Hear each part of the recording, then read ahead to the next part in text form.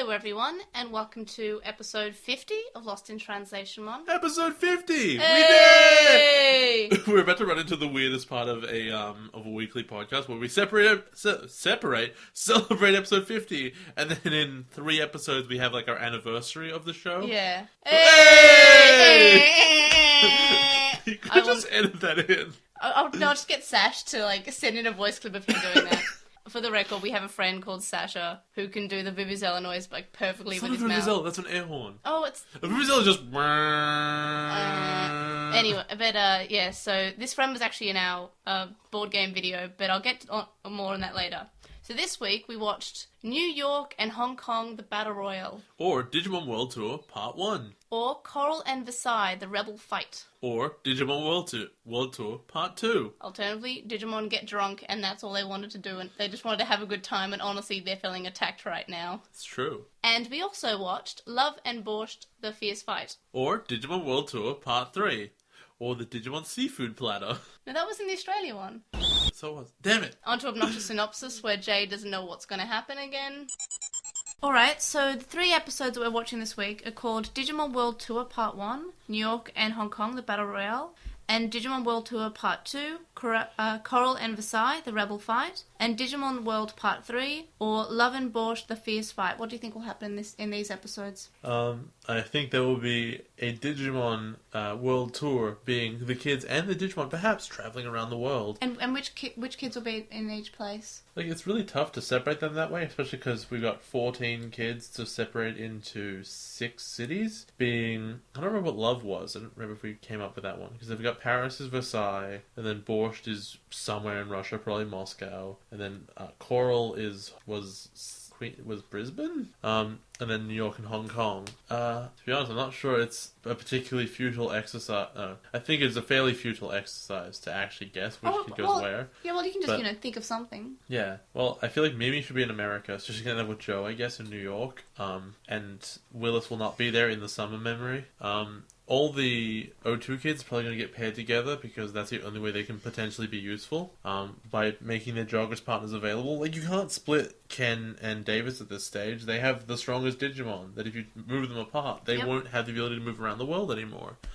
It's actually possible, it's possible that Davis and Ken don't get focused on it all because they have to stay with Imperial Dramon. That might solve the problem of the numbers, actually. Right. So if you look at Hong Kong then, who's your next 2 characters? I guess you got Kari and TK are going to be in Paris, probably. Russia is going to be, I don't know, Izzy and Sora at a random guess. Matt and Ty will be together in Australia. Iori and... Well, wait, where did you say Izzy and Sora were going to be? I honestly don't know. I've been really pulling these out of my butt. Okay. Honestly, you could just roll some dice and that's where they all end up. I couldn't legitimately tell you. So you don't think there's any hints?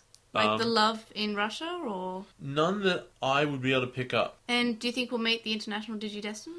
I think we'll meet a bunch of them, probably. They're all going to be really generic. Like, I'm Jake the Digidestined, and my Digimon is this... So you don't think they'll play a big part in the episode? Block of chocolate. I don't...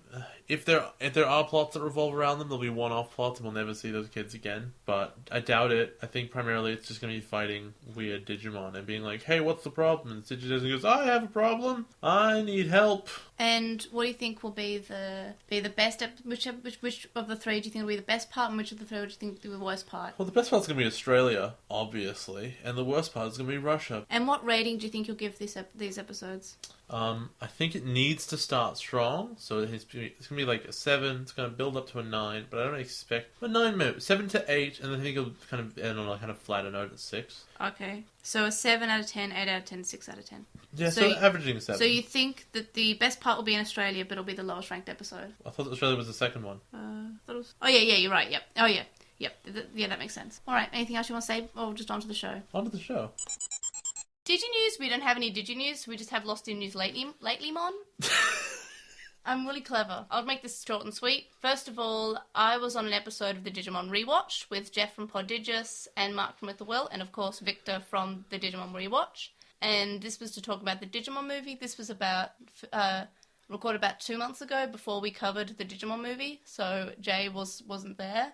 He was also asleep at the time. Not only was I not there, I was also not invited. You're invited. Was I told you about it, and like, oh, but you probably won't be ready, so you won't watch it.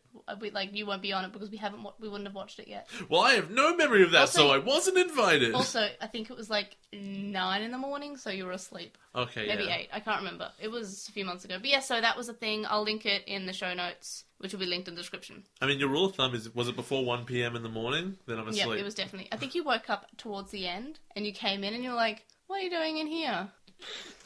Next bit of news. The first board game video part is up. So that's on our YouTube, and check that out. I'm really funny in it. Yeah, you said whoever has the most distaste for Digimon goes first. So ipso presto, you get a cresto. Wait, you watched it again? I did, because I only watched it again because I had to edit it. I wanted to listen to how we sounded. It didn't require much editing. No, it wouldn't have. I love video. Barely requires any editing. Because I rushed us through it. I'm pretty sure I kept everyone on track, except for when Owen and, was it Laura? Were just yapping in the background. Yeah, so I'm going to try and have those come out weekly. There'll be quite a few parts which is convenient because the camera could only take things in like 12-minute segments. Well, this is a terrible camera. But it was because it was so big, it could only do that. But yeah, so that's the thing. That game was terrible. There's a better one that I owned, and we'll play that some other time when I can get Sasha's camera again. We need a camera like that. We do. Also, we have a Vine now, which we'll do like random stuff occasionally, but also Patreon suggested. I can't remember what level that is. I think it's. I moved it down slightly from 15 to 10. I think. If you want to see my ugly mug and shiny head, that's the place to do it. It's very shiny. So for $10 a month, besides getting unedited raw episodes, you will also get the ability to suggest us to do a voiced scene, which can be a few minutes long, or a few minutes, like a minute at most. Yeah, no, not like super long. Or a short vine, so 6 seconds of us doing a very short clip. So As opposed to a long vine. Yeah. That's a full 7. So Stevie Patamon suggested that we do an Etamon and Gazimon scene. So we sort of semi-dressed up for the occasion. And my dog was in it. So that was a thing. So yeah, we have a Vine now. The next thing is that we have a podcast poll, which is super useful for us because I was just wondering how to make the podcast more enjoyable. So I put up a podcast poll and that'll be linked in the description. So far, it's got a few responses that were really helpful. One that wasn't at all because it just said the further comments was Airdramon is okay. So that person was clearly wrong because Airdramon's not just. You're okay. right. It's not okay. It's terrible, in fact. Yeah. So we'd really appreciate if you took some time just to fill out a quick survey. The funny thing is, I actually have survey software. That's the software that the company that I work for does, and I just use Google Forms because. I don't know. No brand loyalty. I should though. Our survey software is much better than Google Forms. But yeah, so that's the thing. We just had a quick read through before we started recording, and we've taken a few things on board. We're going to try our best to just keep on getting better. So for Postmon Pat this week, first of all, we have WildWing64 on With the Will, who says that they found the Black War Greymon toy that they mentioned about last time in a shop in Menorca on holiday and never saw it in the actual UK. And also Wildwing said thanks for talking about the art of Giga Metal Greymon that we saw. More than happy to. Yeah, I really like that, seriously well done. Anyway, so Wildwing says that Menorca was actually the first time that they had seen Digimon that resembled the original. So they had a dubbed version of the original songs in Spanish. This is actually very similar to my first interaction with anything resembling the original because I was in Buenos Aires and the first episode of Digimon Frontier was on and they had Fire, but it was the song Fire, but it was in Spanish. And I also saw a few episodes of Tamers also in Spanish. But yeah, so I was just like, this is different music, and then I later found out, oh wait, no, this is the original song. They just changed it. So Spain is to blame. Well, the Spanish dub. I'm not sure I think there might have been different Spanish dubs depending on America or Europe. Well, the Americas. It's still South America and North America. Maybe they had a different one from Spain. the blame in Spain lands Ah, freely you were on doing the a flames. rhyme. WildWing64 is also correct and says Team Holydramon. And that's the end of that letter. On to our email from Then they explain that it fits better with Talmon since it looks like a lion and Talmon is a cat. The pink scheme fits with Hikari's crest more than the green worn by Ophanimon. Yo. You're allowed to be wrong. On Gmail emails, Chuckmon says that they're excited for us to start Digimon Frontier as it's their favourite season, and the dub ruins a lot of the characters though. So I guess that's... Looking forward to that! But that's good for us because it means we get to talk about more. Chuckmon's excited about the Digimon Heroes news. They play daily and they've never paid to play. And I'm the same. I play a lot, but I have never actually paid money to play because, I don't know, I have other spending things on Digimon. Also, I'm really annoyed at the moment because I had a limit broken like by 3 times Shoutmon Cross 7 and I upgraded and it went from like a little level 75 to a level 62 and it's like I'm pretty sure that's not how maths work, and then it went from limit break 3 to limit break 1, so I was like so I contacted them. I'm super upset. So actually I'm going to say I'd actually prefer when a dub saves a show than when it ruins it, because like, oh well, they went in and they were stupid and they messed up. But what I'd rather is the Japanese is terrible, and the English rights has to be like, how do we salvage this animation? And they do a good I job. don't think that happens in Well, it probably Digimon. never does, but that would be awesome. Like with Ghost Stories or whatever it's called. I thought they just made it for laughs. Well, no, because the script was so bad, they were like, let's just do whatever you want, voice actors. Great. Anyway, Chuckmon continues to say that they love Christmas too. Which is a controversial stance. I'm pretty sure some people don't like Christmas. Japan is interesting in Christmas time because they decorate crazily. It's a holiday for dating usually instead of religion. So that's why Yamato's band member might have had a date. And I see that a lot in anime. But I've never actually been to Japan for Christmas. I've been there when they were in September and they were getting prepared for Halloween and that was nuts. Oh, also Persona. What? In Persona, Halloween is Christmas is one of the dating days. So there's always something in anime and games, but I wasn't sure how accurate that was to real life. Oikawa is eating the Japanese Christmas cake, which I've never eaten. I've just heard it as an analogy for a woman who's not going to get married after she's 25, because no one eats a Christmas cake after the 25th. Oh, that is a weirdly specific thing to call someone. It's a trope in like whenever you see like the young teacher who's single, she's always like, or maybe I learned it in Lucky Star, but she's past 25, she's single, and no one wants you past your the 25th to your Christmas cake. Okay, then. Which is really weird because 25 is not that old. Also, that teacher was hot. Yeah, well, that's usually that trope. Like, she's pretty attractive, she gets along with the kids, but she's not married, so she's a Christmas cake. I don't know, it's an interesting trope. But also, is 25 really that old? Like, nah. Japanese eat KFC around Christmas time. It's a mere fast food here, it's amazing here. I had KFC for the first time the other day. And let me tell you...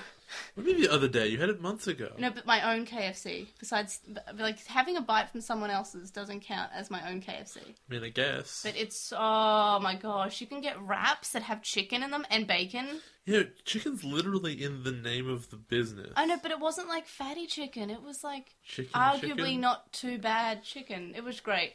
Chuckmon says that they love the Christmas songs. The whole Christmas episode is cute, including all the outfits. Chuckmon doesn't understand Qinglongmon's digicores. No one does. And is curious about when did Jeff Nimoy stop writing. And I think he might have continued to write during 02, but I don't think that he definitely stopped before Tamers. I'm not sure if he did the 02 movie, though.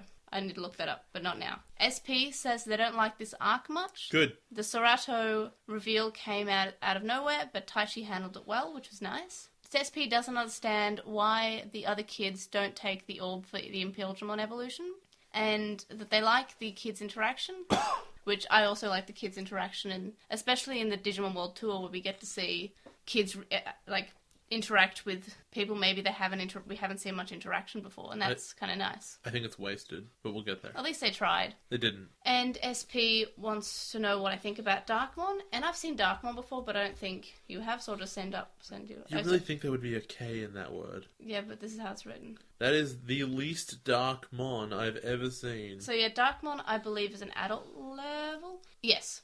So, SP says, what do you think about Darkmon to be Angelwomon's adult instead of Tailmon? Would that make more sense for it to evolve into Ophanimon? And I say yes, because it's an angel. I mean, sort of. I don't see a huge difference. It's not a cat. Wait. Oh, you mean for instead of Tailmon? Yeah, that's what I said. Yeah. For Angelmon, it's perfect. Oh, of course, yeah. Yeah. But I mean, like, why? Then you got to replace Patamon with like. No, why not? What's that little angel child that's actually super evil? Lucemon. Yeah, that would look right. Lucemon evolves into Angemon. And also, Jay only knows that because he saw me watching an episode of Digimon Fusion where a Lucemon was bad in it. I don't know. I'm sure you told me before. Yeah. But yeah, so I do like that. But yeah, no, Patamon can stay because we'll still have Plotmon, so they both have their cute animal-ish. But the weird thing is that they're different levels at their base level. They are different. When they're both children, they're not. I guess. John Summers also sent us an email, and the only complaint they have about the last episode was the complaint about Serato and how there was no on-screen development that we saw. I mean, because did we ever see actually Sora and Matt talk?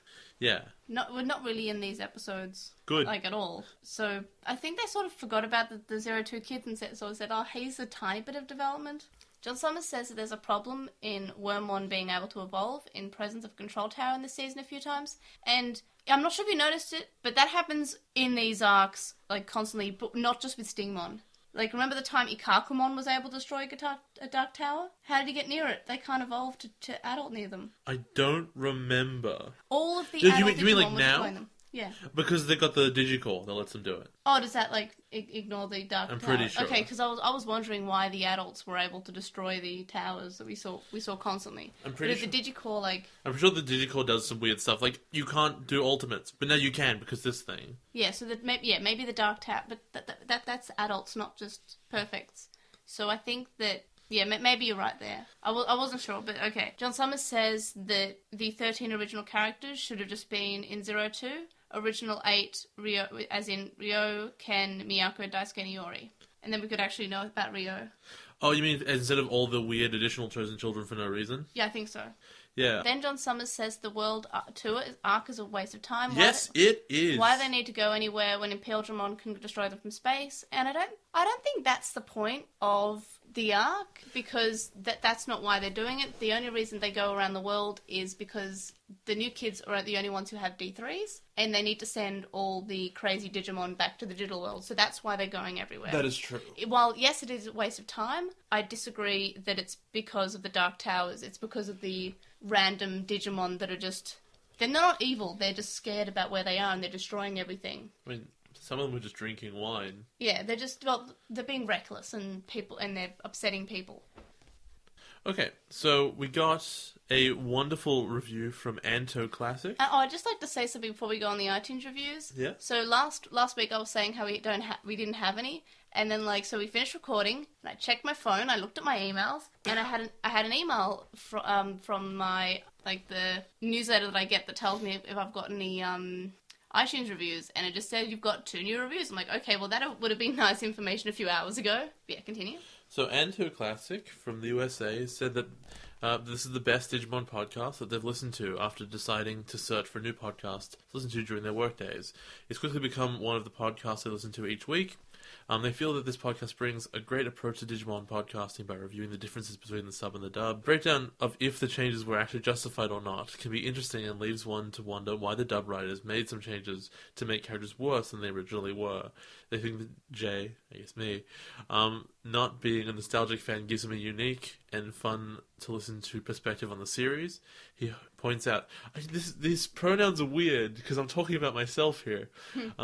Because I point out inconsistencies and plot holes from that some parts of the fandom aren't always quick to acknowledge. Also, being a huge wrestling fan themselves, they enjoy the subtle and not so subtle references to it. They marked out to obscure references like the awful artist formerly known as Goldust gimmick, and my attempts at a Vince Russo voice. It's not a good accent that I do there.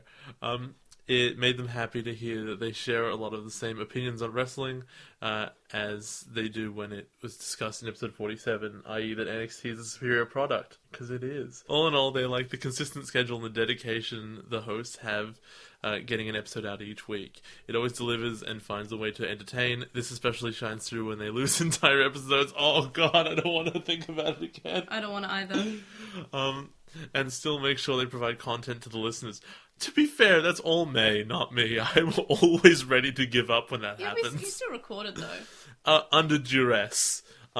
And the show is horribly under-reviewed and deserves to be the top podcast result if you search Digimon in iTunes, Yay. and hopefully it achieves it soon. We really appreciate that.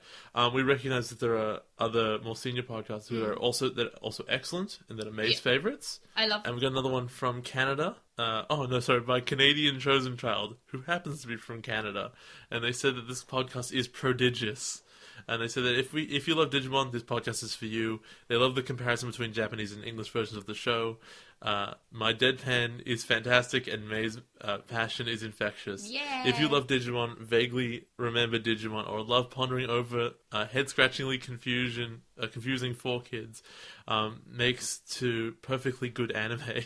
I love getting, positive reviews, but I'm sorry, this is really nitpicky, but it wasn't for kids, it was Saban. But besides that, thank you. Aren't they the guys who did Power Rangers as well? Yes. That's why there's all these Power Ranger references in the dub. I'm not sure if you noticed. Only this one. Only this time. I don't notice it usually. But also it wasn't the dub, it was the Japanese. Yeah, that was weird. The dub didn't keep that Go Go Digirangers reference, even though it's by Saban. But yeah, Saban did the dub. So to conclude, apparently you'll be in for a great time. And again, we really appreciate that. And thank you so much. And it makes me really happy.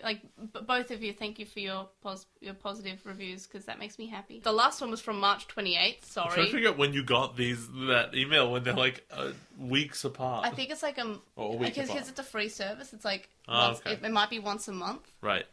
So maybe it's it's a newsletter, not as you get them. Yeah. Well, I mean, I think you can pay for as they happen updates, but I don't want to pay for that. If you leave us a podcast review, I probably won't see it by my own self for a while, because I don't have the time to check all the iTunes stores by myself. I usually check the Australian one, but that's about it. But that's just because I'm on the Australian store. And then we just mark out over them for a little while. Yay! It makes me happy. It, honestly, I read it before I went to bed, and it helped me sleep. Thank you. For Rumble Arena this week, Stevie suggested that we argue over whether the dub or the sub is better in terms of how the kids deal with and react to Ken's change from bad to good.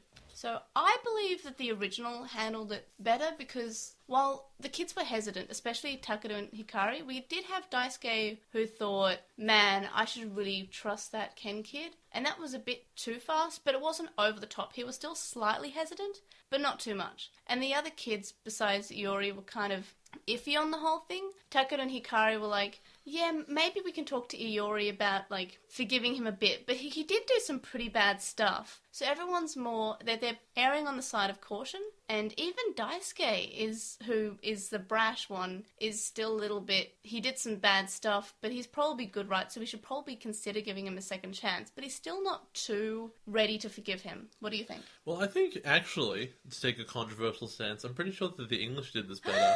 Just on some minor points, because by and large they were very similar. And the key issue that both had, that made it probably just bad overall, was that, just Davis went from being an arch enemy of the Digimon Emperor to being he's a good guy now, he's totally fine, and instantly forgave him. However, what English didn't do, the English was at least consistent about it. The Japanese had all these weird problems, such as, and I've mentioned it before a couple times, they're about to go to the digital world, and someone suggests, hey, we should contact Ken, and David goes, nah, don't bother. And it's really weird in Japanese, and then in English they just do the weird thing where Kari's looking at her terminal, and she's like, I've got an email, and they're all like, we'll do that later. So he's weird and flip-floppy about it. Also, while usually I prefer the Japanese, silence, I think that the scene with the Christmas card, where you get to see both Iori and Ken having the same thought about each other, oh no, he's not going to invite me, or oh no, he doesn't, he's standing apart, he doesn't want to be my friend. I think that sort of elucidated enough about the situation that, especially for a child audience, that did it better. I don't think there's a huge amount of differences, but I think it was more consistent in English. The main point I think that Daisuke didn't want to get Ken is because maybe he didn't want to bother him, and maybe he thought it was a task that they didn't really need him for because they already had most of them there. I think it sounded more spiteful than that. And they've gone out with less of the chosen children before. I think it's just for what's convenient. It might have been a sense of urgency of we don't have time to go to where he lives. We don't have time to go to Tamachi. We have to do this now. They're sending emails though. Yeah, but they're sending emails for a meetup, aren't they? In the digital world. Yeah, so it might be a sense of urgency, and they might not want to waste time to do that, or Daisuke might just think that he's not needed for what they're doing. That was never how I read that scene, because I don't think his tone implied any of that stuff. Daisuke is also a really strange child. He is a very strange child, which is why you needed consistency to make it work. As for the Christmas card thing, I think it was...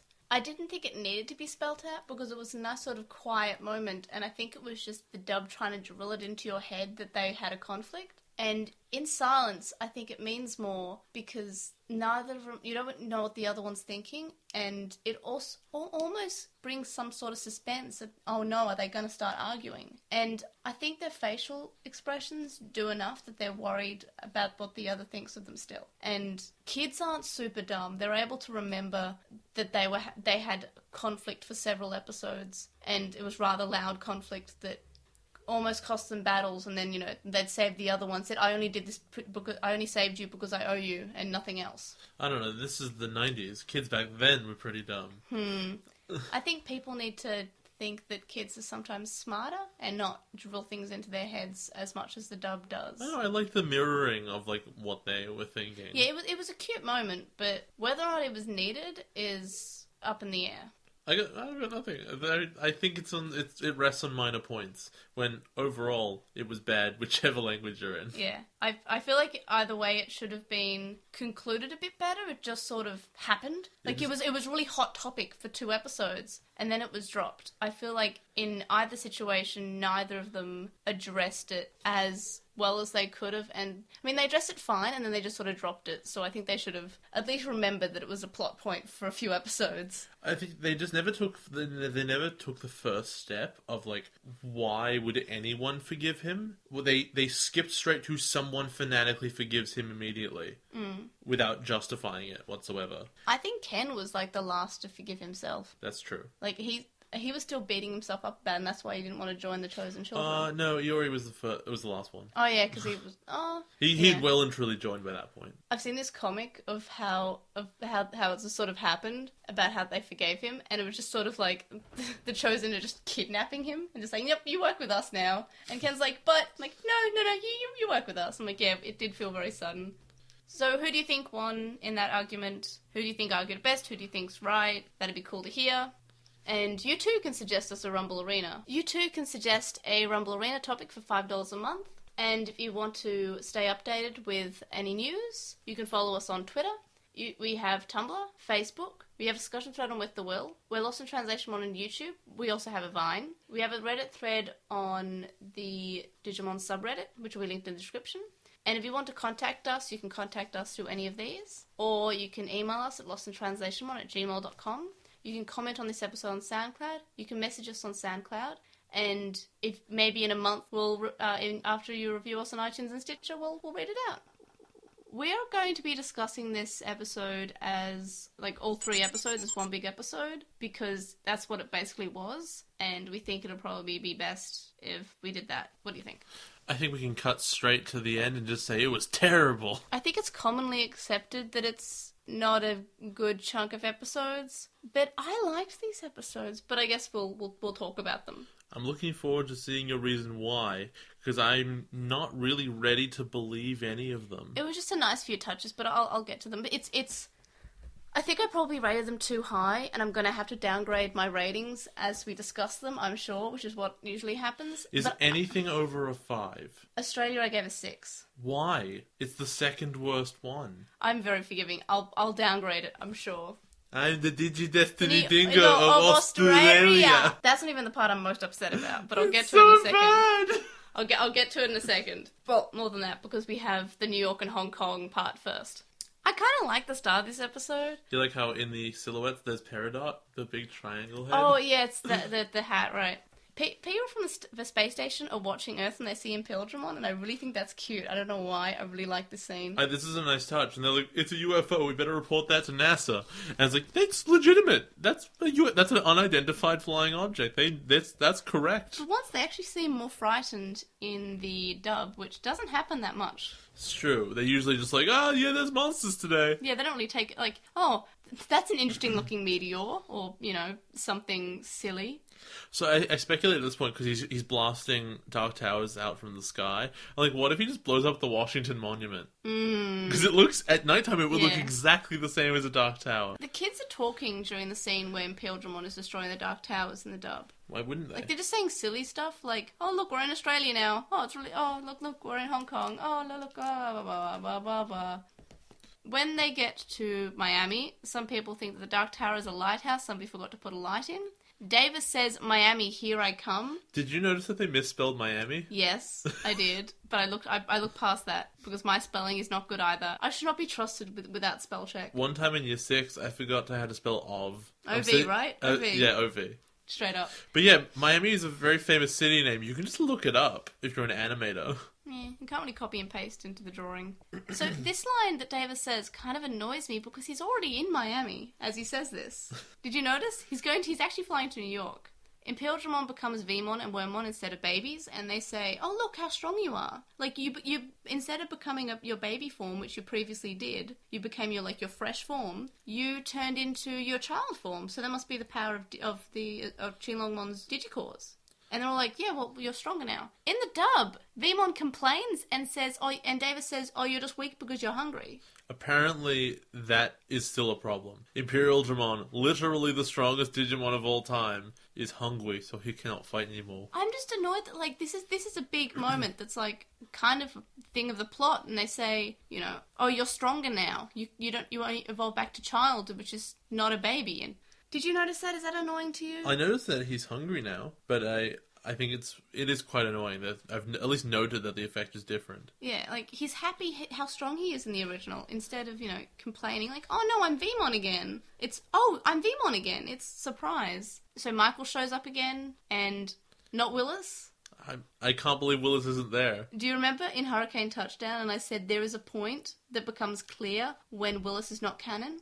This is this point. They are in New York. They are in New York. No, but if they were to go to the summer memory, then he'd be there. And there's no reference. Davis doesn't say, oh, last time I was here, I fought a big giant bunny and went to the summer memory. Yeah, they didn't just say, like, where's Willis? Not even the dub mentioned that. And they love Willis in the dub. That's how not canon the movie is. Not even the dub. Like, the dub could have easily pushed in a line about Willis here, right? Was Willis mentioned in the show? In the dub, yes.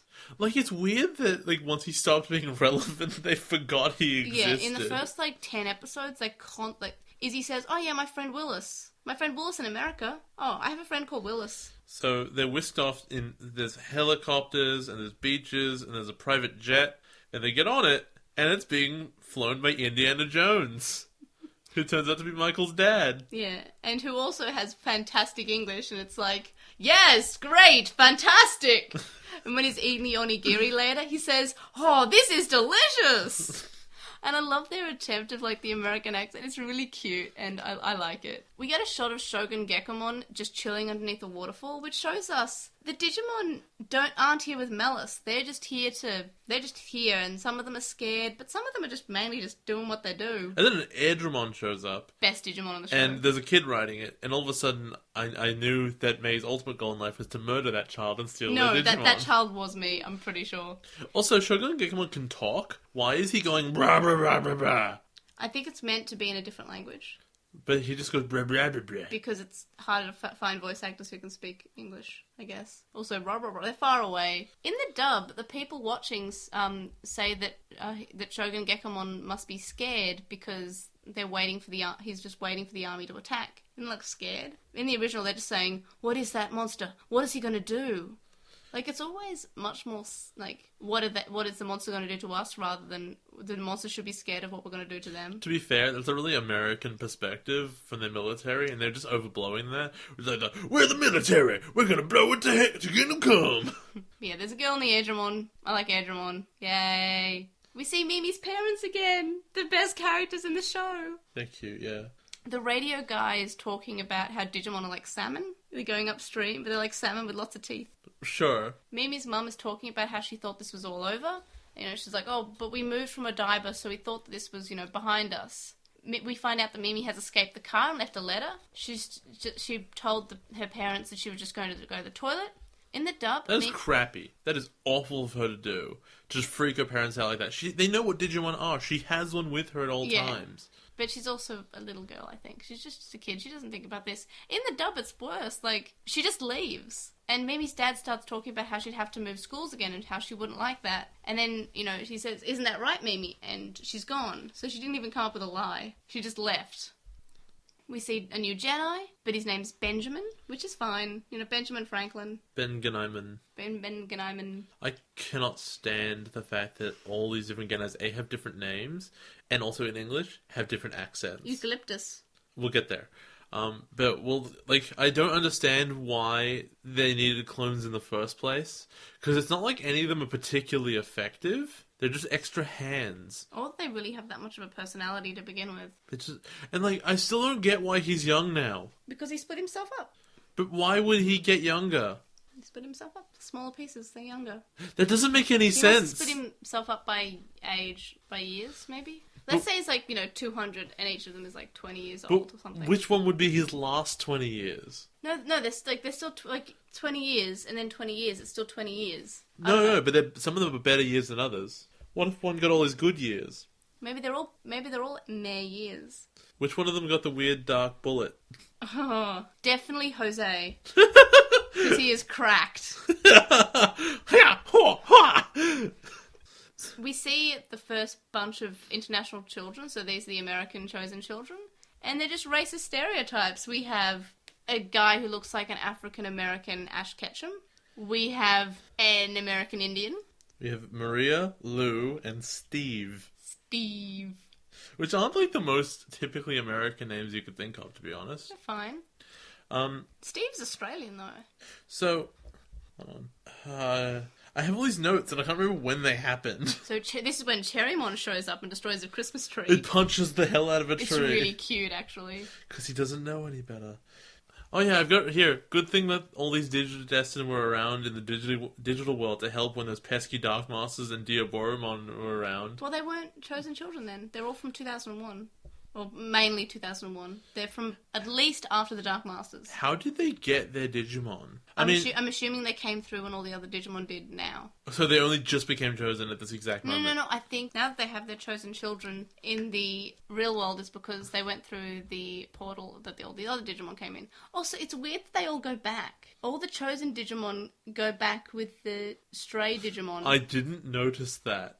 I just find that really weird. Why wouldn't you want your best friend to stay with you? I didn't notice. Did they? Yes. That's so weird. They're always standing. Also, how come an American chosen child and an Australian chosen child both have Ramon? The big glob? Did they? Yes.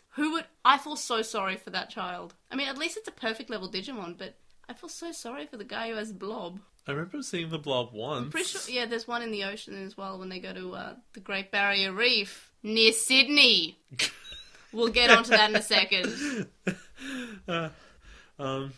So, what's it called? Mimi's parents are driving, they're running down cops, and then they're driving through the perfectly empty streets of New York. I love them so much, I don't care. In which there aren't even any parked cars. I guess they're all hidden. There's a cute moment with Daisuke here, and he's like, okay, I'm gonna go, and I'm gonna help them. And he runs off, and Michael stops him and says, do you even know where you're going? And Daisuke says, no, I don't. I've never been to New York before. Palmon realizes that Palmon is given a bit of Digicore by Benjamin, so she can evolve, and besides Holy Angemon, this is the first perfect evolution we've had. This season is Palmon. That's true. It's the best. I like Palmon. Lilymon is great. I love her. Also, did you notice that Palmon... I've replayed it 4 times. She doesn't say Palmon. She clearly says Poromon. Does she? I listened to it 6 times. In the Japanese? Are you sure it's not No, it's in the Palmon? English. Oh, in English. She definitely says Poromon.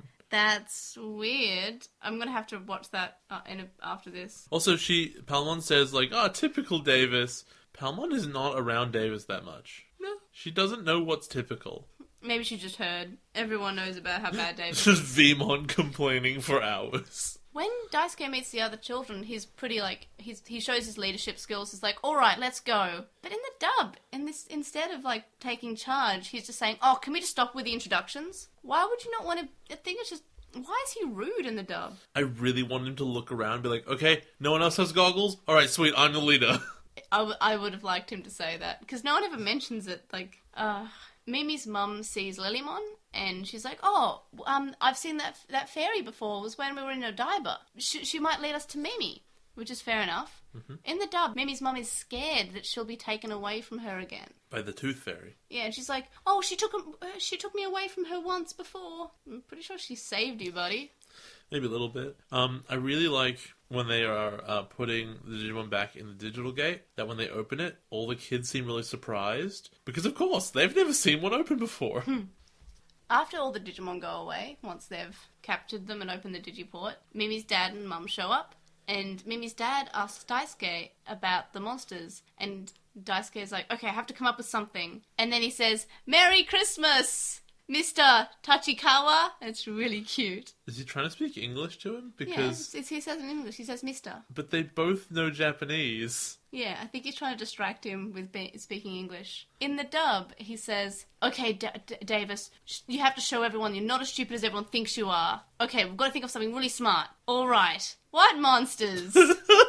And then Davis stops and like, see, I'm not so dumb. I love that he thinks that's correct. Like, they saw them. He's like, what are you talking about? Yeah, and he thinks that it's a good idea. He doesn't say, oh man, I really blew that. There's no way this couldn't work perfectly. The dub did a good here. I'm very happy. Then we go to Hong Kong, which is the first place overseas I ever went to. Fun Lost in Translationmon trivia. We see an old Chinese man who tries to put the seal, yeah. Yes, on the Digimon's face. It's and cute. It blows it off with its nose. And they make some joke about it. I can't remember. That sounded was terrible. And then these 3 children show up and they push him out of the way and they're like, we'll handle this. And then the dudes, all 3 of them have the same Digimon. Yep. That seems statistically really unlikely. But I think it's because they're triplets, maybe? So? What does they're brothers. What does their genetics have to do with anything? Wouldn't Tai and Kari have the same Digimon then? I think it's because they pride themselves in being together, and maybe that's why. The Digimon didn't know that. Well, the Digimon... The way I remembered this was different to how it went down. In my brain, all 3 of them did like a 3-way jog race to become Octomon. No! That's not how it happened. They're all 3 of them are Octomon. Because I was ready to write, they all merged to become Octomon, and then they become 3 Octomon. I'm pretty sure that's not how I remember it. And you're like, Sho, you got it wrong. Yeah, Sho, what'd you do? Andrewamon and Atler Kabuterimon show up to stop, so this is a weird combination. Hikari and Koshiro, I've never seen them really interact much. This, among I think all of them are pretty much like this. You go, this is a weird combination. And not in a good way of I was waiting to see this, and mostly in Sora and Miyako is fine. Yeah, that was probably the only Joe really and good one. That was okay. Taichi and Takeru is interesting, because, Takeru may or may not like his sister. Yeah, but the thing is, they never really do anything with it, except for Miyako and Sora. They do actually do some stuff with that. They talk about boys, and Sora tells her to think about Yuri. I got a giggle out of that, but not because the boy's name is Yuri, because she was telling her to think about female love. Miyako likes girls. I got it. The Chinese boys speak in broken English, and they don't understand. Koshiro speaks half Japanese, half English, and it's kind of funny and kind of cute. In the dub, no language barrier exists. Izzy's just using too many words and confusing them. The children seem to not know about the other chosen children either. They seem to say, why do you have Digimon? Yeah. Instead of, knowing that there are international chosen children. The weirdest part about this is that Davis goes I'm trying to talk to you, and they're like, we don't understand. He goes, I have no idea what to do. Davis? No, it was, Would it be Izzy. Koshiro? Yeah. Izzy says, I don't know what to do. And then, who spoke half? Who was with him again, sorry? Hikari and Koshiro. Yeah, and they're both I don't know what to do. And they're speaking Japanese, and they can't figure out how to speak to these people who are speaking Chinese. And then Genai shows up, and his name is Jackie, which I assume is Jackie Chan. Yeah, Jackie Chan showed up. And then he walks up to them and goes, I got this. And speaks Japanese. Yeah, I noticed And he that. magically makes the other kids learn Japanese. Yeah, he straight up, speaks Japanese. And now everyone can talk to each other with no problem. Yeah, magic. I like to think that Jackie cast a spell, but I know that's not the case. Because they would have said something, but it was almost like Jackie cast a magic spell. It was a little bit like that. And suddenly everyone could communicate. The boys want to hit on Hikari and take her out to dinner. Thank you. Thanks. The little Chinese girl in Aidramon's my favourite. An Indian chosen child with a Meramon is worried about the army and that they go to see her. And Hikari and Izzy say that they can't speak Chinese to the army. In the dub, they're worried that if they try to communicate and get even a little bit close to the army, they'll be attacked. It's really weird in English, especially. This is what I'm talking about. They're playing with accents really hard. But this one's weird because they're not racist. They're not doing a weird Chinese accent. They have the exact same voice as the American Army commander earlier in the episode. He's just like, I can't believe these Digimon, they're trying to come out here, these monsters, I'm going to fight them. It's just really strange that they're removing the language barrier in the English version. Octomon starts writing a message to the army, and it says ni hao, so I guess that means hello in Chinese, so that's pretty basic, just to say, hello, we're fine, it's a simple message. Apparently in the dub, it says we come in peace. Because it's a weird alien language.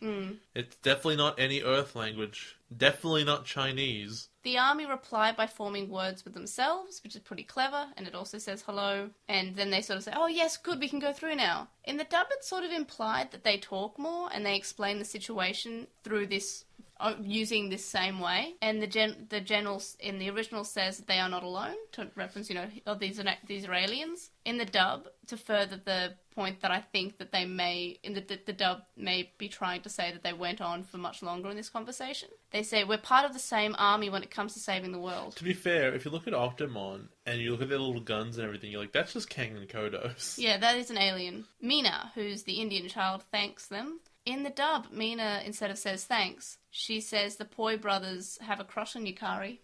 Excellent. We needed to know that. Back in Tokyo, a child is on the swings, and Mummymon joins him. It's creepy. And I was surprised. He's just quiet in the Japanese, and I'm like, oh, well, what weird thing are they going to introduce in English? He's quiet too. It's weird. Weird children. We know all your secrets. We know all your secrets. In the recap of the next episode, apparently American Jedi makes a better hot dog than Japanese Jedi. Fantastic. We really needed to know Dub. that. When they're in Australia, Joe and Cody talk about how the Australians don't know that Earth is in danger, and Digimon says, so seeing the Dark Towers don't make them worry? In the dub, Joe says that the Australians are just relaxed, like how he was before he started to get into medicine. Because he was so relaxed. Cody suggests that they think the tower is for shark watching. And so now we find our classic Australian native animal, the Fuzzy Torpedo Walrus, shooting down a black coral tower. Yes, that happens all the time. So, side note, like, they break half of it, and the other half is still there, so they're like, okay, we gotta pull it down, and then some stuff happens. But in the previous episode, and later in this episode, and especially the next episode, every other time they have cut one of these things in half, it instantly disintegrates. Do you want to know 100% why they had to pull it down? So they could do the heave, ho, ho joke. That is 100% the reason. They just wanted to have the Father Christmas joke. Amazing, I love it. Father Christmas shows up and it turns out to be the Jedi from Australia. His name is Yukari. Or Hogan. So Yukari basically means eucalyptus. His name's Eucalyptus. You get Benjamin, you get Jackie. And Eucalyptus. Thanks. Also Hogan, which is also not an Australian name. No, Hogan is the name of the guy from Crocodile Dundee, I'm pretty sure. Is he Australian, though? Yes. Oh, I didn't realise he was Australian. That's his last name, though. It's not a Paul super... Hogan, isn't it? Something like that. Yeah, but... That's where they got it from, Why obviously. not David or Pete or Thomas or Steve or Jake or something? Or Bazza! Davo! Damo! Tomo! Something. I don't know, be Australian. Then they talk about how they're going to go to the Great Barrier Reef from Sydney. So I looked it up, because maybe I'm dumb. Maybe it is quite close. Maybe you can get there really quickly. It's over 2,000 kilometres. Which is over 1,000 miles. Yeah, so you could not swim 1,000 miles. But I would walk I was going for the other side, but that's 1,000 fine. more. And I would swim 2,000 kilometres to be the man who gets annoyed that you don't know simple Australian geography. So the chosen child of Australia is on a windboard, as you do. Can you even swim in the Sydney Harbour? Because I'm pretty sure you can't. He's not in the Sydney Harbour, they're on a beach. But you see the Sydney Harbour in the background. Oh, well. I mean, I think you can. I don't think so. I think it's like the Yarra. I think it's like you No, it's huge. You wouldn't want to swim there, though, I don't think. No, it's massive, though. I don't think you can swim in the It's Sydney not a river. Harbour. Yeah, no, but like, I know it's massive. It's a harbour. Just look at windboarding Sydney Harbour and you'll find out. You can probably windboard there, but you can't swim there. Yeah, that's not helpful. Just look up what I said. Okay. Sharks in Sydney Oh Harbour, my alright? god! The sobering reality of Sydney swimmers diving with death. Woof. That's Australian sounding. Learn to windsurf in Sydney Harbour. There you go. You can do it. Yeah, but I don't think you can swim there. Well, apparently there's sharks. If you can windboard, you can swim. You might die, but you can do it. It's not nuclear like our river. This is the worst website I've ever seen in my life. Have you gone to bus.com? What? It's something like bus.com, and it's just a website for buses, like Okay, a really so old one. It's not the part of Sydney Harbour that is where they are. It's just Could in be. Sydney. That doesn't say. But anyway, my point is this Australian geography. Why bother? So the child shows up and he introduces himself as... This is the It's so bad! But you know what this means? Australia. Digidestined is a canon title. I mean, I guess it is. It was in isn't the original. Because it's not just chosen children. It's No, it's not the Digidestined. It's a Digidestiny. You are a Digidestiny. It's... I'm not... I think it's cute, but I also... What I like about this arc, semi-arc, mini-arc, maybe even a semi-movie, is that it introduces terms from other locations of, like, other places of Digimon. For example, in the Mexico part, we get Gotsumon evolving to Monochromon, and we get the Spanish animation, and he says Digi-evolutions, which is what they say in their version. I didn't even notice that.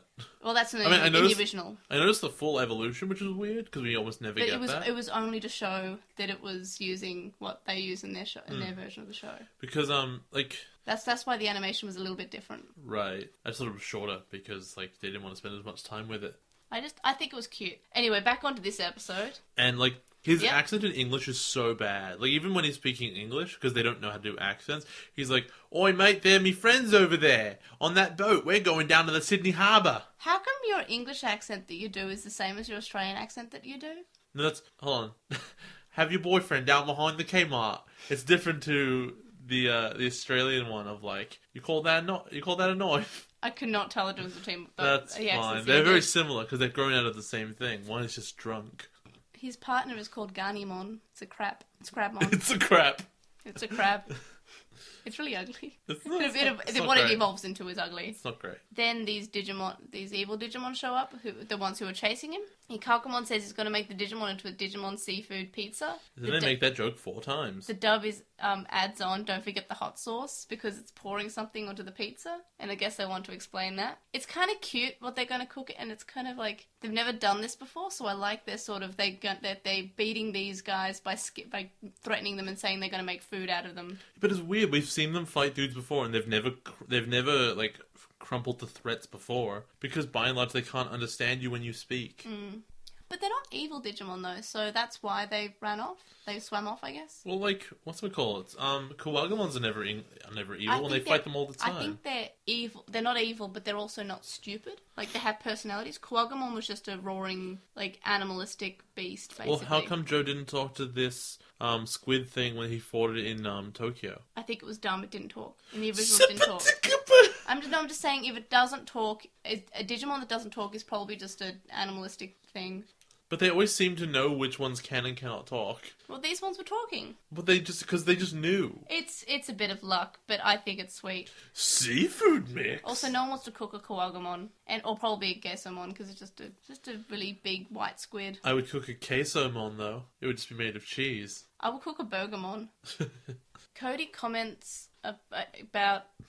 Cody comments that Joe looks sick in the dub instead of there being silence, because remember, Joe gets sick of everything. He does get seasick. And then he just says, "Oh yeah, I get sick whenever there's water." So I'm like, how do you live How do you live? You do slight turns and get No, I'm nauseous. not just saying how do you live, as in how do you, like, it's almost implied that, like, he looks at a glass of water and he's like, oh no. No, obviously it means like a body of water. Yeah, but the way he says it, because the dub always has that, it's very reminiscent of the first season, how Joe would always say, oh, I can't eat on an empty stomach, or things like, I'm allergic to everything, or, yeah, I'm allergic to the sun, or I'm allergic to physical activity, or just like, he plays it up a lot.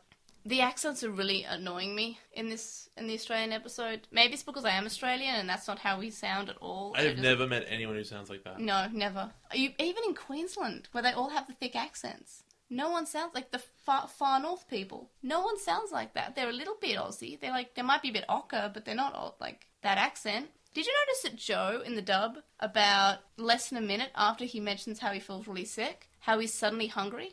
Wait, how can Joe get sick? He rides on a Punkmon all the time. Yeah, you'd think he'd get over it. But it's only mentioned in the dub, so I'm willing to believe it's a dub lie. Yeah.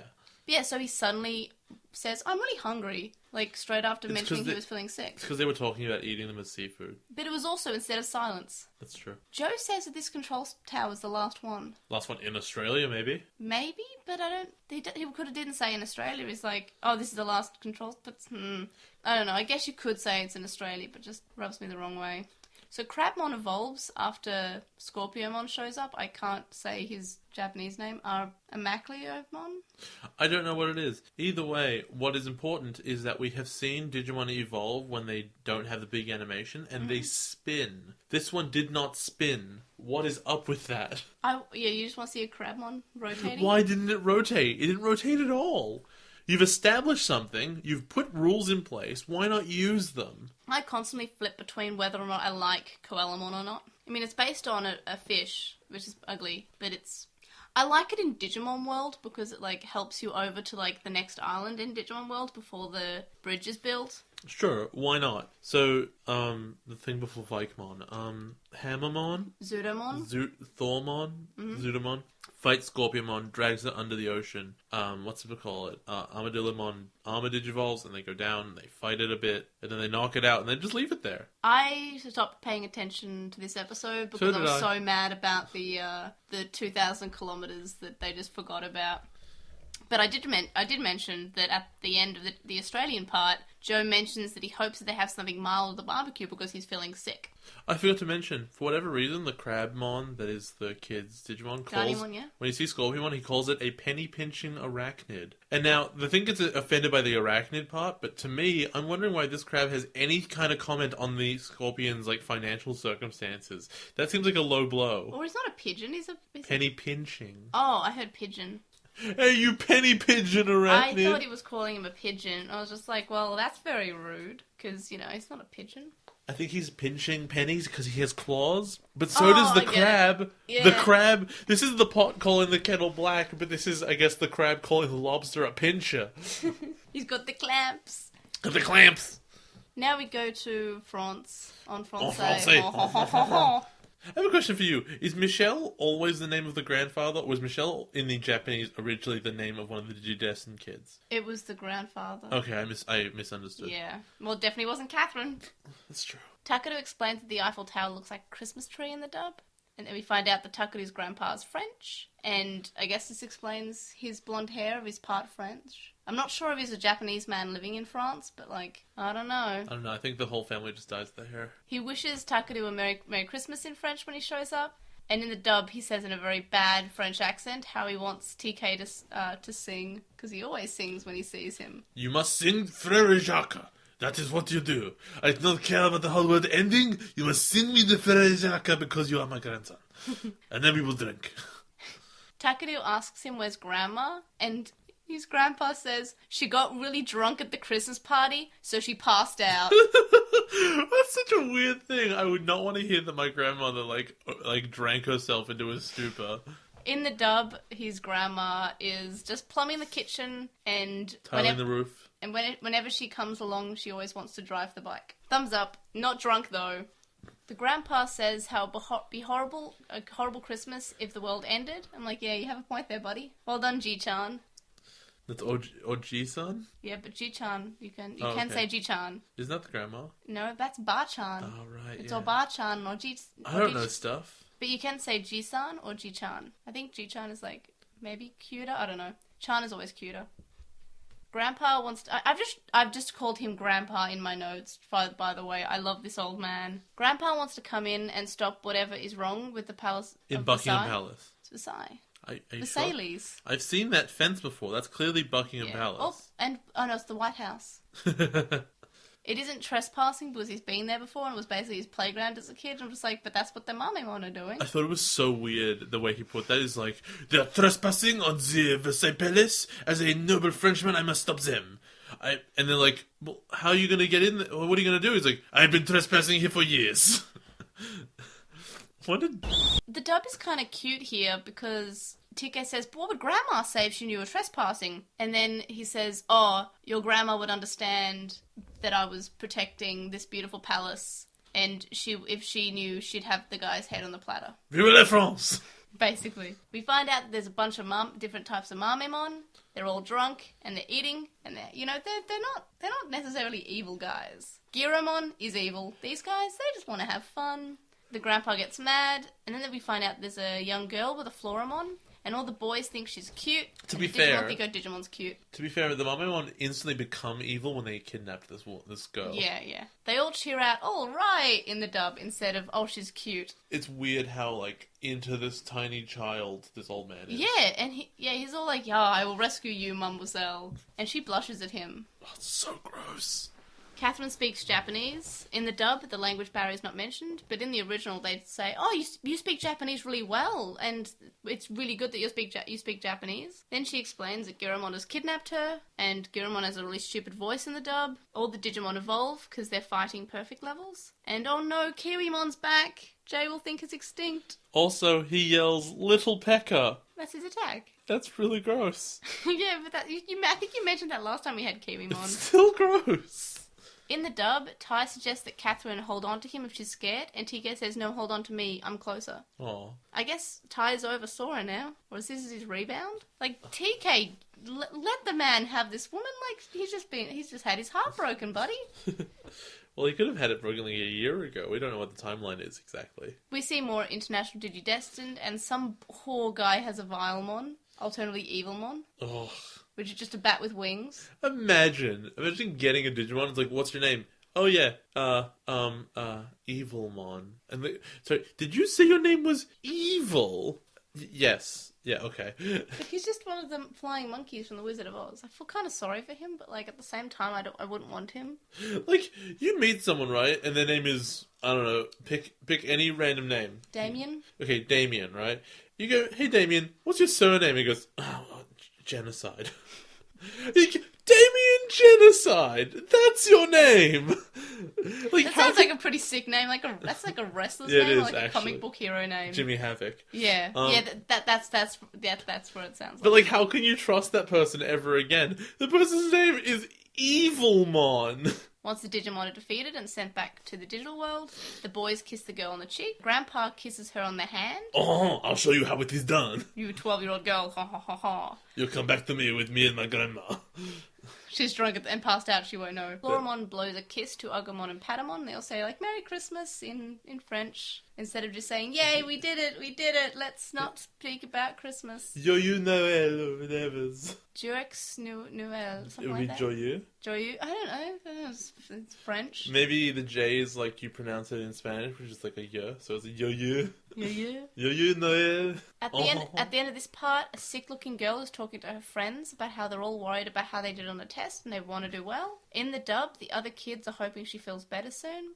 She sees Arukenimon, and she thinks Arukenimon is scary, but maybe she will understand me. And then we're in Mexico. The last part, or the last two parts. This is, third. I think Mexico's the worst one. But it might have been that no, Mexico isn't like altogether. I mean, this episode, the last one might be the worst one. But it has the best lines. Oh, no.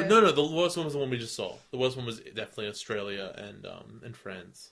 So, we begin with being in Mexico, and someone points a gun at Ken. Yep.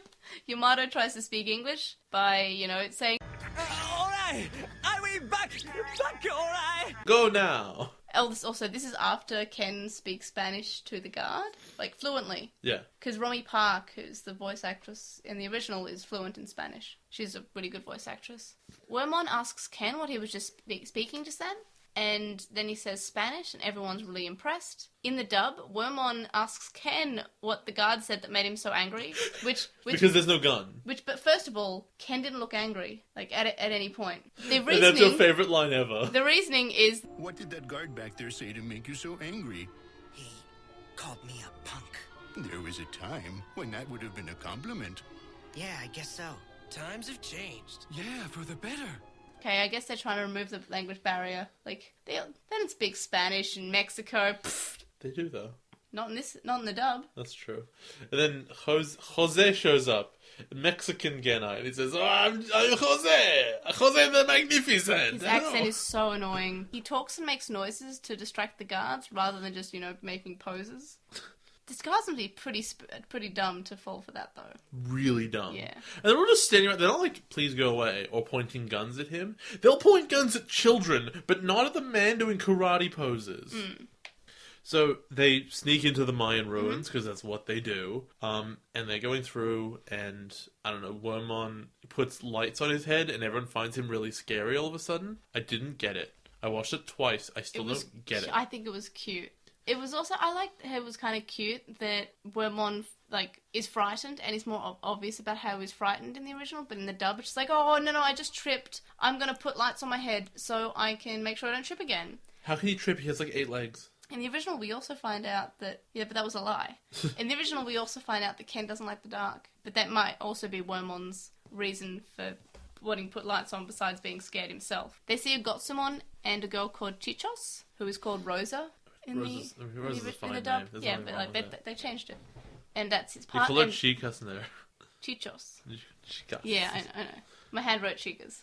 She thinks that Ken's cute because he speaks Spanish and he's cute, and Wormmon gets jealous. In the dub, she speaks English, but it's sort of weird how we see Ken mainly speaking in this episode to Rosa. But they speak tons of Spanish. Yeah, so it's mainly this episode is Ken speaking to Rosa, and Yamato just sort of standing there. So in the dub, when they don't have the point of him speaking Spanish to her, it's just Yamato standing there, Matt standing there, and Ken turning around and speaking to Matt after he's just said something to Rosa. Like, he's, oh yeah, she says this.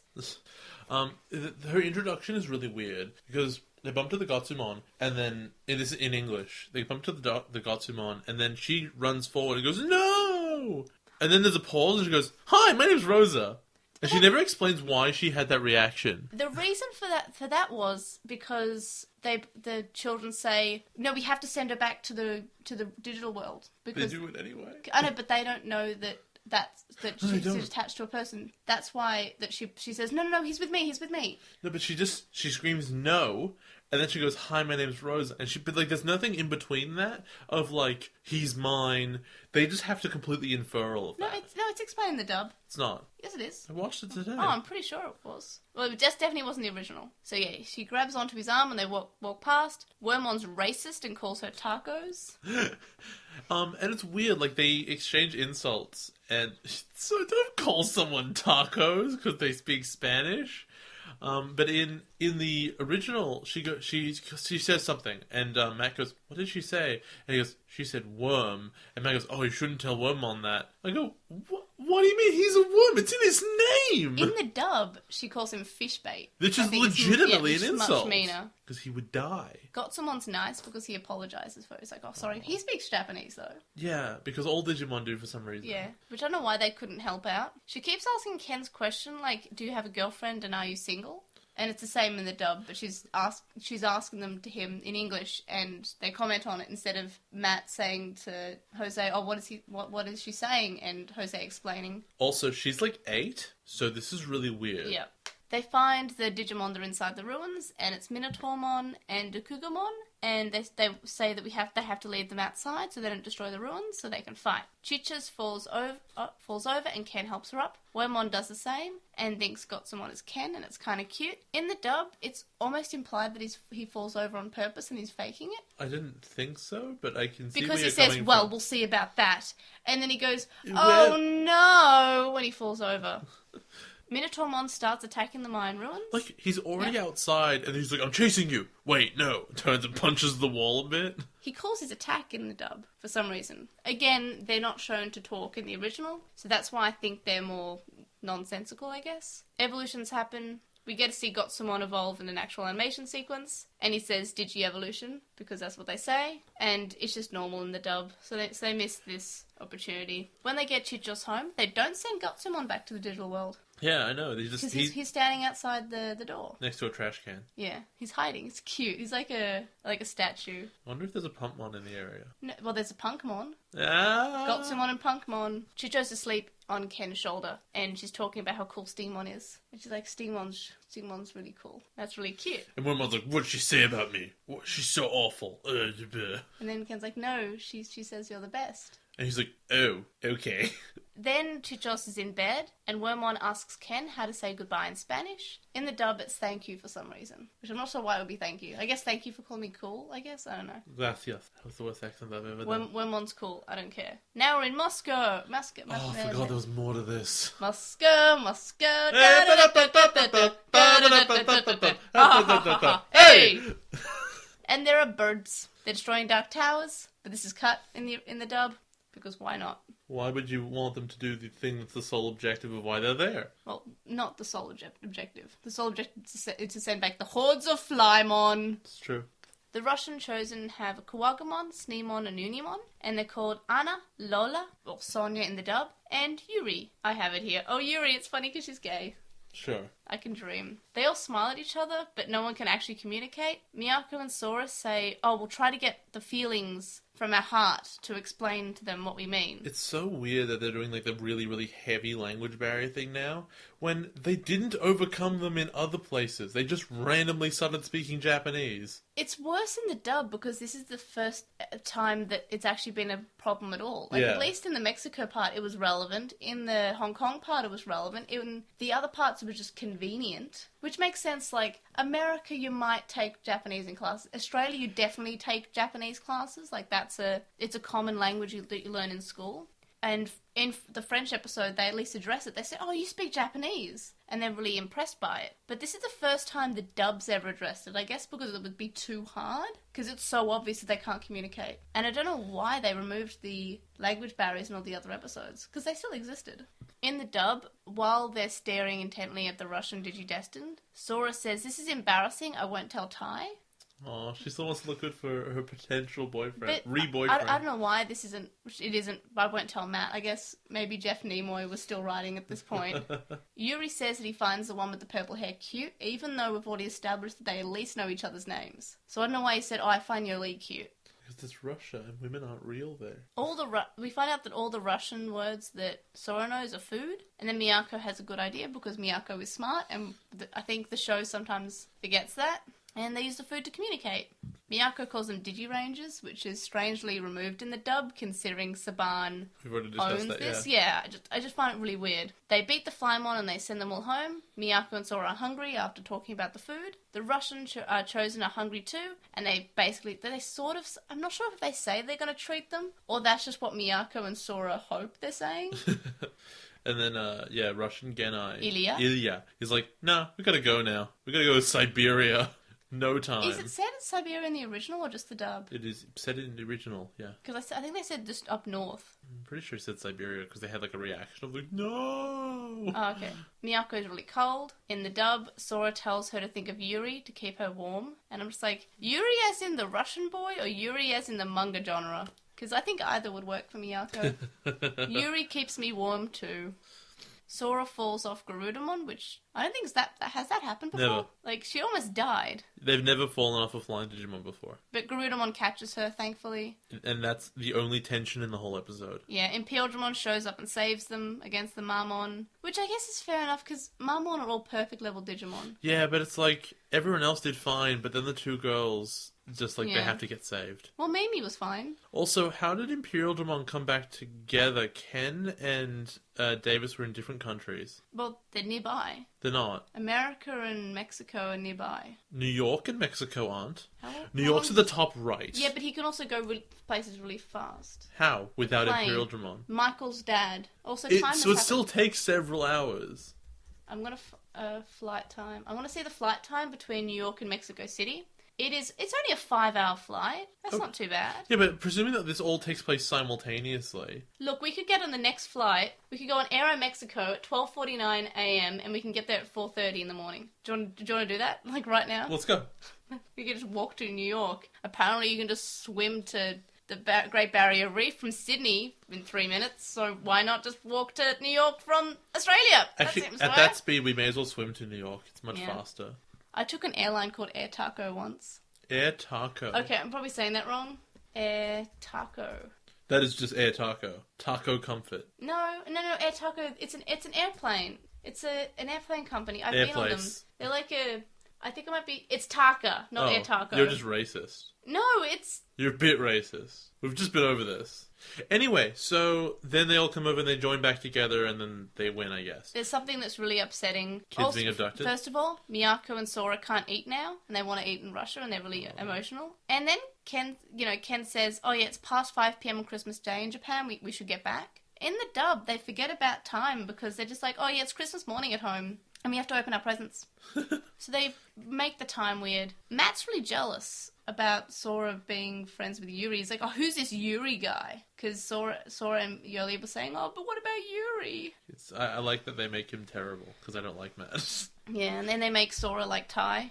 There are some really cute shots of the Chosen on Christmas night. Mimi's mum can't cook, and there's this huge, really gross-looking cake. So good. And the dad is just like, yay! And Mimi's just like, oh, Mum. It's really cute. Yeah. Did you notice how the Australian child was eating pizza for Christmas Day? The classic tradition of pizza and no parents. I know you've only had 2 Christmases, but what did we eat on those Christmases? Turkey. Yes. You know what Australians have for Christmas? Pizza and no parents. No. They eat their parents for a bit. No. They eat their parents? It is, I mean, it's an English tradition to have roast, because you have your Sunday roast, but it is, on Christmas Day in Australia, I guess you would have a barbecue, but you wouldn't have pizza. You'd have... If the weather's not good, though. Speaking of which, in Australia, that was a sunny Christmas. When has it ever been sunny on Christmas Day? Wasn't it this year? No, it was rainy. Okay, I don't remember. It's constantly rainy, so just, inaccurate. They were talking about how hot it was on Christmas Day. I don't know, I've never been in Sydney / Brisbane. Brisbane will be rainy, too. They have hot and wet and dry seasons. But yeah, so I'm really annoyed because Christmas tradition of pizza, why not? At the end of the episode, we see another kid is abducted by Arakenimon. In the dub, she talks to him and asks him if he's ready to be a hero. So the first time we've actually heard her speak about what her plan might be. And Mummymon talks as well. And he says that this may be your best plan yet. Also, she has a van now. I actually commented, I thought this would be interesting because when there's only one of them each, I thought it might be interesting that, they had basically picked, they were like, well, what are we missing? Why are we losing these kids? Well, they have children attached to them. So we'll find children who could, take Digivices or whatever, give them dark ones, because obviously she can do that. And then, arrange to have her own Digidestin to power her up and get her to evolve further. Is that what you think her plan is? No, there's too many kids now. What do you think of this episode as someone who is new to Digimon? So, here's the thing. These episodes were terrible, possibly amongst the worst we've ever seen. There are only a couple of cool things about them, and that is the initial, oh cool, look at them interacting with other people in a different setting. And then that wears off really quickly. And then there's really small character moments like Ken speaks Spanish, gets a gun pointed in his face, or Miyako coming up with a cool plan. But by and large, this is 3 full episodes, which for us is 6 episodes. And I liken this, and I think this analogy is fairly accurate. I'll take a step back. The problems with these episodes is that they have no tension whatsoever. The entire situation is the kids go into a place, they find some Digimon, they beat them, and then they put them back in the digital world. And they do that 6 times. There is not a single moment of when they're fighting Digimon where you go, maybe they'll lose. Or maybe this won't go well. Or maybe something unexpected will happen. The most tension-filled thing that happened in the entire 3 episodes we watched was that when Sora fell off Garudamon. And that was 5 seconds of animation.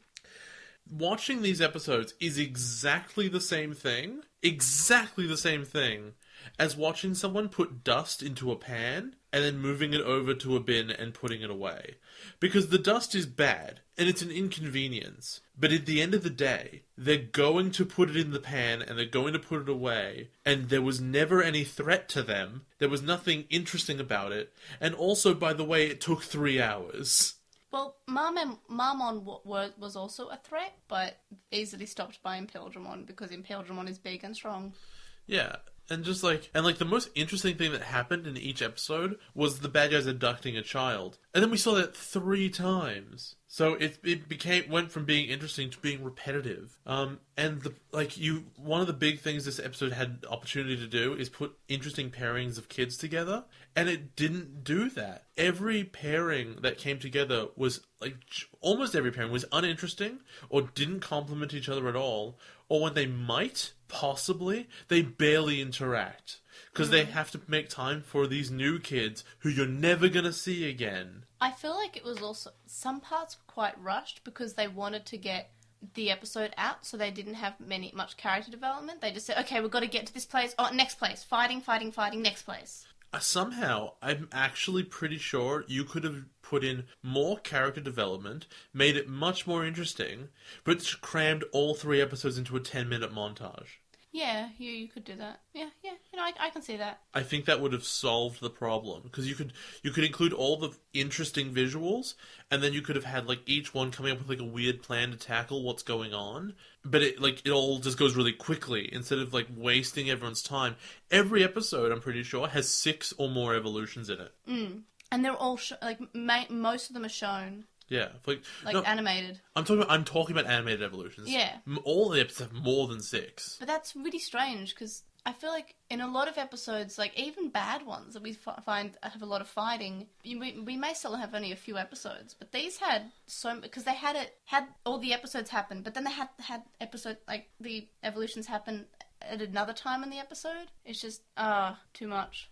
But I feel like I was really excited for this arc because I was like, oh yeah, it's the Digimon World Tour arc. It's a really good arc. Well, mini arc, movie, I guess, whatever you want to call it. And I feel like it was really hyped up by commercials when I was a kid, and maybe that's why I have all these feelings towards this part, because it's oh yeah, they go around the world, they meet the international chosen, which I like the designs of the international children. I don't know, there's too many. And I like that we get to see what other partners' children have. We have the Divermon, we have... They're so random. There's nothing... at least with the kids, you can kind of pull some stuff out and be like, okay, that makes sense for you and you, and this is complementary. But, when there's so many kids, they're all just totally random. I really like the designs for the Australian chosen children. They're really cute. I mean, besides being kind of generic... this little girl has nothing about her that stands out, except that she has short This guy, things. The guy in the middle, the guy with the hat, I like him. And the girl next to him with, the high pants and the crop top. Those two look... If you're playing the main character game, they exist, and the other two are cardboard cutouts. And then there's another guy here who's kind of a big blonde guy. Yeah. Also, he has a Gomamon. Yeah. That's so weird. And she has a Gizamon. What you want out of, a kid's partner is that it details something about them. The one thing I think that that Hurricane Touchdown did well was give you, a unique, partner situation for that kid.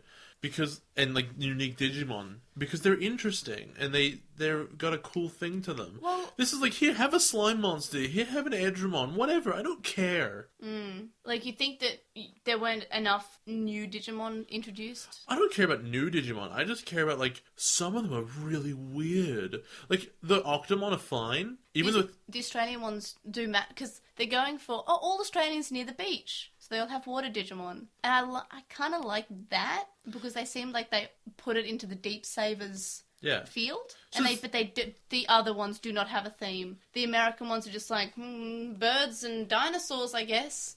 Which is fine, because King Kong. But they don't actually have a giant... No, somewhere does have the Gorillamon, but I don't think it was America. I don't remember. I feel like a kid in France had the gorilla. For some reason, in Russia, they all fly. But one's a Pegasusmon, one of them is a big... Unimon. I don't care.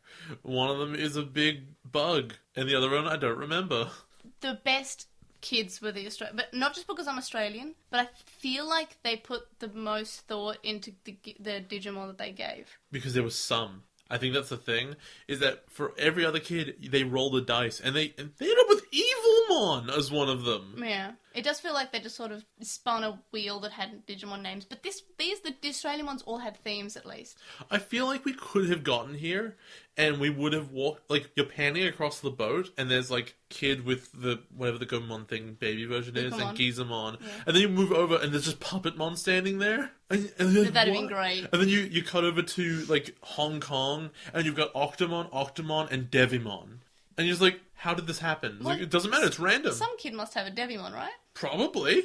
Evolved from Tsukaimon, which is a purple Patamon. Like, imagine, like, an 8-year-old girl having a Vamdemon. That'd be cool. It'd be so weird. I wanted Devimon when I was a little kid. I wanted, like, to have a sort of evil Digimon who, like, met me and was kind of like, I don't want to be evil anymore, but I kind of do want to be evil because I'm evil, and just sort of like, so they're like, but I'm bad, and then it would, like, actually like me. That was how I thought when I was 6. You wanted it to be a baddie. Yeah. But it wasn't, but it loved me, and it wanted to, like, protect me, but I was a good guy, and I wasn't a baddie. But the Digimon was a baddie, but it was complicated. That's enough of your weird fantasies.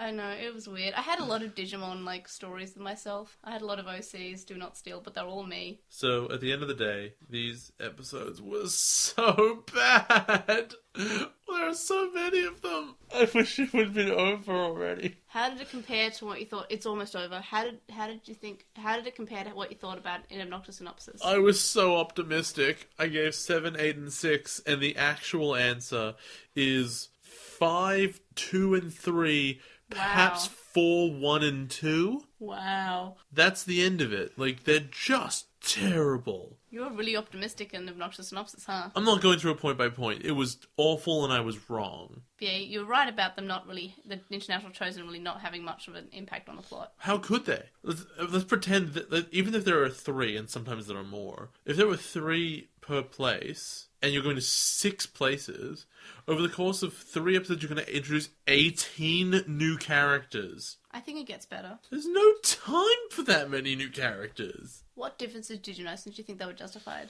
Okay, so there's a lot, obviously, and they're all just really stupid. Let's see. Well, my main points were the removal of the language barrier until the Russian episode, which just made it seem out of place. A lot of language shenanigans.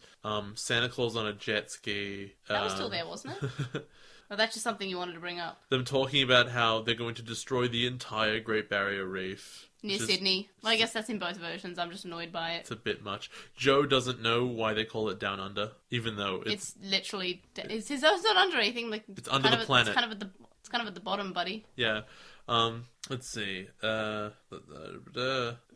Accents. Just all the accents. They were terrible. They don't know how to do any of them, and they're super overblown and quite racist. Let's see. Joe is allergic to meringue for some reason. He's allergic to everything. He called me a funk. Best part. Besides, Matt speaking English and Dingo introducing himself. So Wormon's just much weirder in the Mexico part. I've skipped forward a whole episode somewhere. Here we go. It was all one episode. Davis says he's going to organize the French resistance at some point. Tentamon jokes that China annexed Hong Kong because of the shopping. Joe says he doesn't speak Australian, which, I mean, it's technically true. He doesn't speak English. Let's see. Vmon not having... Instead of it that he's stronger when he de-evolves, instead he's just super hungry. I would have liked to see how other dubs did this episode. This isn't a language issue, but when Cherrymon at some point falls off a building and lands on his head, the leaves don't compress at all. He lands on the leaves as though they're solid. I think it's because they don't have an animation for that. It weirds me out. It weirds me out too. I didn't notice, but yikes.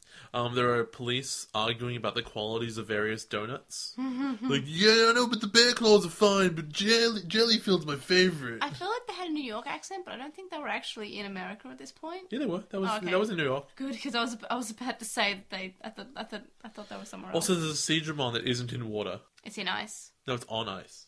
That sounds like a drink. Yes, I will. Good sir, I will have the Seadramon on ice. Seadramon on the rocks. Let's see. I can't tell if Mimi's parents know what Digimon are. I don't think she's actually told them. Why? I think they know that about them, but I don't think she went into too much detail. They definitely know Palmon though, because they were celebrating Christmas with her.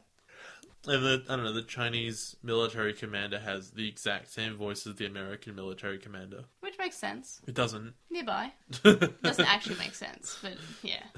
So, you just hated these episodes? Yes. As bad as the Shakurmon episode? Which one was that? The one that you previously said was the worst. The one where Angemon and Ankylomon DNA digivolve. It was just, yeah. I don't think I have as negative a memory of that one as I have of this. Because you were like, this is a negative 450 out of 10. Did I? What did I say was wrong with it? I can't remember why I was so negative on it. It was all anymore. fighting, and that you said the best part was Arakenimon and Mummymon, like, wanting to have food. I think the problem with these is that collectively they are much worse because it's 3 full episodes of the same thing. Like, if I had to watch that Shakurmon episode 2 more times, that would be what this is. So, I guess if I call that negative 400, then my real rating for these episodes as a whole is negative. How would you write these episodes? How would I write them? I said I would make it a 10-minute montage. So, like, what would you do with the rest of the episode then? Go to the next one. Okay, so you'd say, like, more Tokyo stuff? Just spend 10 minutes being like, you went over the world, you met some people, that's cool, on to whatever we're going to do. Because it's a huge waste of time. You can't accomplish anything. Because none of the other kids are helpful. So it's not like you can actually recruit them because they can't go to the digital world with you unless you bring them with you. And really, they're all liabilities because they're not veterans at this stage. They've just had Digimon. I wouldn't be surprised if this is the first fight any of them had ever had. We sort of addressed this when we were talking about, like, our general views on the episode, but do you like any of the designs of the International Chosen, or do you think that any of them make sense, or...? Yes, those 2 Australian ones were kind of cool, and the Russian ones when they're all standing together is fine. But they're outfits, not designs, if that makes any sense. Yeah. Like, they're just blonde people. What countries would have you liked to see? Like, if they had just one episode of it and it was just a montage, like, presumably they would go to more places. No, 6 places is enough places. Because you're spending less than 2 minutes in each place then. Right, that's fair. And... hell, if you could have crammed this onto one episode and have it be what it was...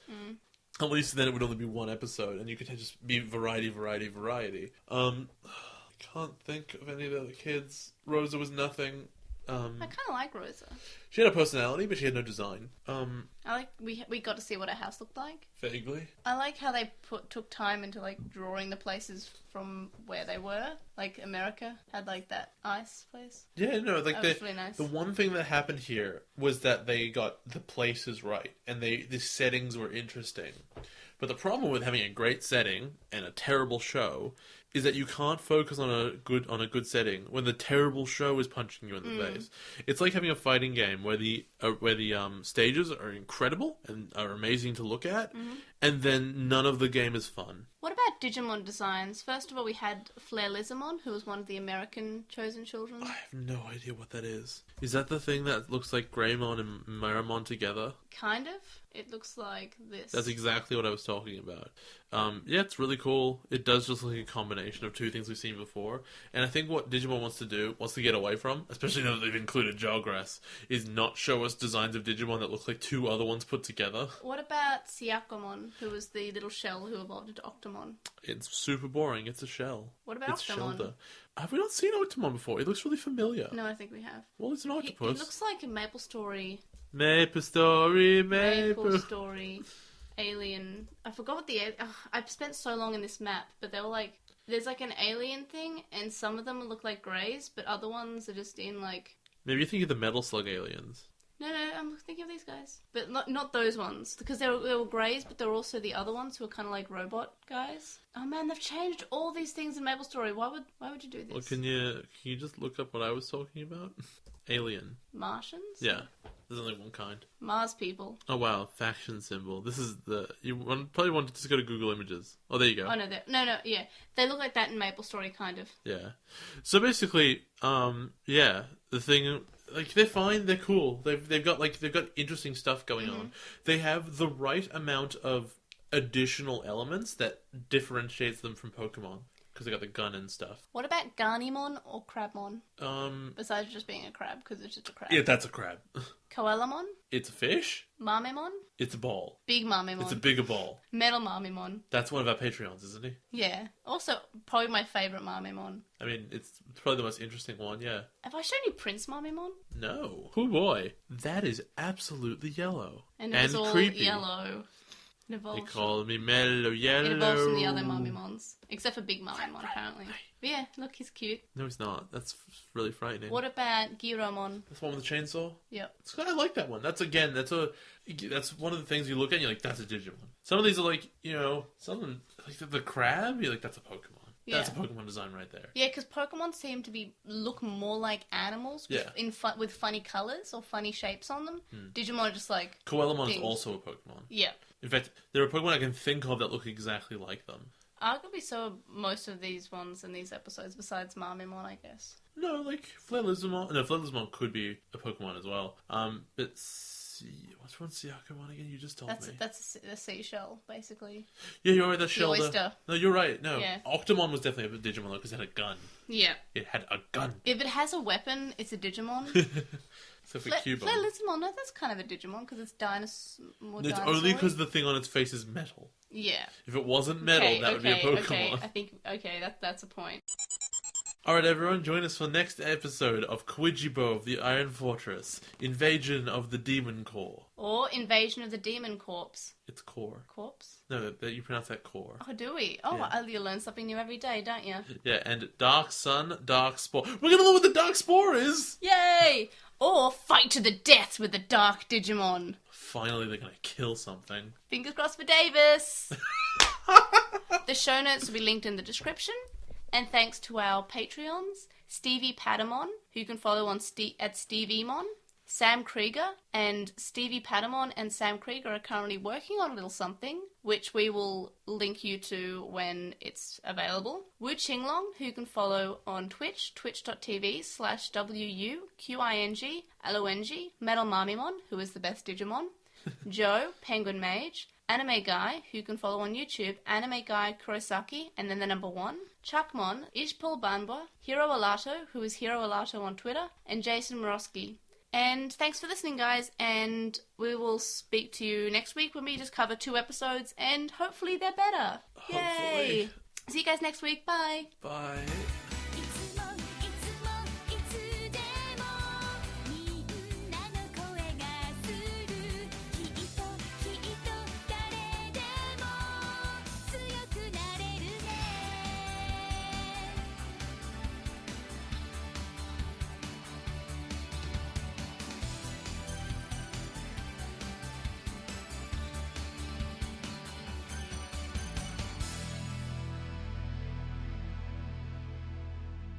It's entirely possible that the land where New York now stands used to be the monsters' prehistoric breeding ground, and they are simply following their instincts by returning. In other words, they're like salmon swimming upstream, only these salmon have giant fangs and claws. Giant fangs and claws. Giant fangs and claws. Giant fangs and claws. Giant fangs and claws. Giant fangs and claws. Giant fangs and claws. Giant fangs and claws. Giant fangs and claws. Giant fangs and claws.